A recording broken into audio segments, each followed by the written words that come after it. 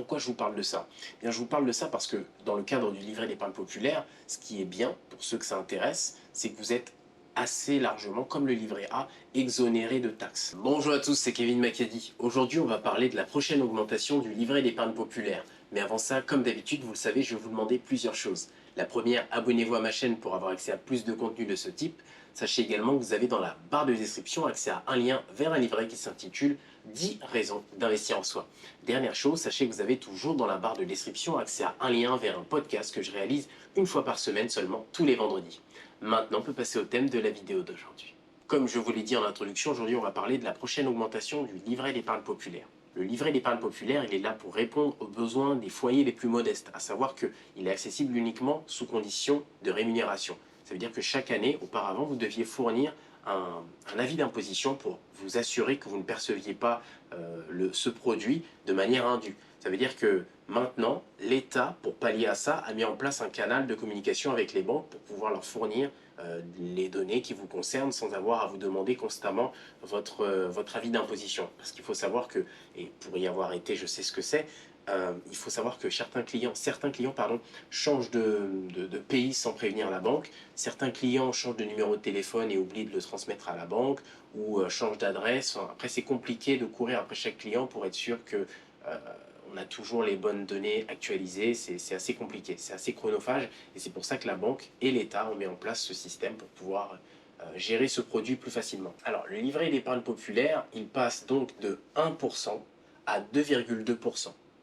C'est une bonne nouvelle? Non. Parce que selon moi, c'est pas une bonne nouvelle parce que, vous le savez, ça intervient, cette augmentation, dans le cadre d'une inflation qui est toujours plus importante chaque année. Et là, on est à hauteur de 2,8% officiellement actuellement, selon l'INSEE.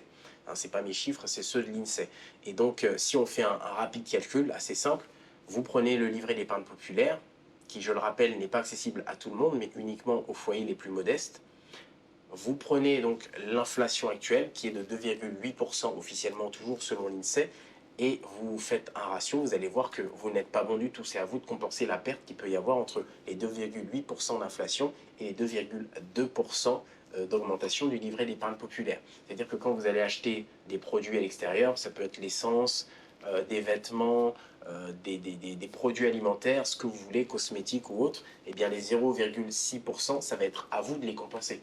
L'État ne va pas intervenir, le commerçant, il a les mêmes problèmes que vous, et encore, il en a d'autres ajoutés à ça, parce qu'il a sa vie de commerçant, mais il a aussi sa vie personnelle, donc c'est, selon moi, pas une bonne nouvelle. Concernant le livret d'épargne populaire, il est plafonné à 7 700 €. Ça veut dire que dès que vous allez atteindre cette somme, vous allez devoir trouver un moyen de mettre le restant, le surplus d'argent ailleurs. Alors je t'ai déjà fait une vidéo par rapport au triptyque de l'investissement, c'est-à-dire les 3 choses à vérifier avant d'investir dans un produit bancaire, mais pas que, hein, ça peut être aussi des produits, ça peut être la bourse ou d'autres choses externes à la banque.